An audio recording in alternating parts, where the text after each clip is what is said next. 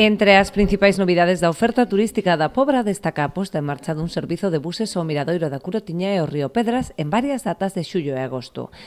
E como novidade este ano, pois temos un bus lanzadeira que vai a facer a conexión entre o centro da vila e o Miradoiro da Curotiña e tamén coas piscinas naturais. Sairá determinados días a determinadas horas e fará iso, pois levar persoas dentro do centro da vila ata estes dous recursos turísticos.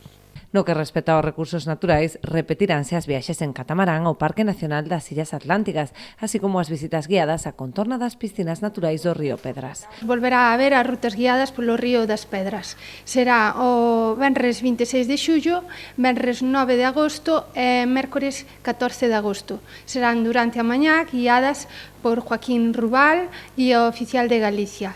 A ruta ten unha dificultade media alta e recomendada para maiores de 12 anos. O prezo por persoa é de 15 euros. É preciso a reserva na oficina de turismo.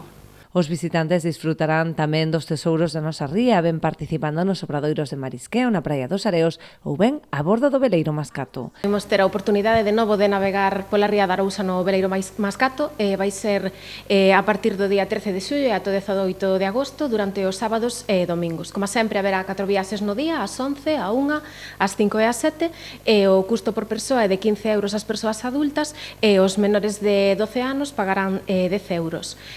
Como sempre recomendamos facer unha reserva previa a través da oficina de turismo ou das canles habituais do correo electrónico ou dos teléfonos da oficina de turismo. Os interesados en obter máis información ou reservar praza en calquera destas actividades poden facelo na Casa Mariñeira ou no enderezo electrónico turismo@apobra.gal.